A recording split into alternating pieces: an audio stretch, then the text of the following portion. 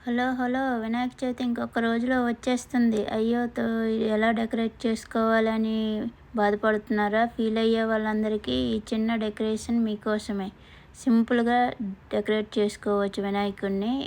First మనకు దగ్గరలో ఉండే గరికనైతే ఇలా తెచ్చేసుకోవాలి షాపింగ్ మాల్స్‌లో గానీ, బయట గానీ ఇలా గరికని తెచ్చేసుకొని అన్నిటిని ఇలా కట్టలుగా కట్టేసుకొని పక్కన పెట్టేసుకోవాలి. మన దగ్గర ఉండే కంచు పాత్ర కానీ, వెండి పాత్ర కానీ, రాగి పాత్ర కానీ ఏదైనా ఉంటే ఇలా ఒక పాత్రను తీసుకొని దానికి మనము ఇలా చుట్టూ గరికతో డెకరేట్ చేసుకోవాలి.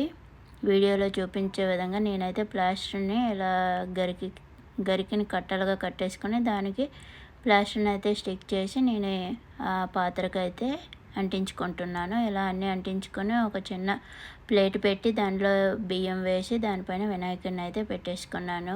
ఇలా పువ్వులతో డెకరేట్ చేసుకున్నాను. చూడండి ఎంతో సింపుల్‌గా బ్యూటిఫుల్ గణేష్ డెకరేషన్ అయితే అయిపోయింది. నాకైతే చాలా బాగా నచ్చింది. ఈ వీడియో మీకు నచ్చినట్లయితే ప్లీజ్ సబ్స్క్రైబ్ మై ఛానల్. జై గణేష్ బోలో మహారాజ్ కీ జై.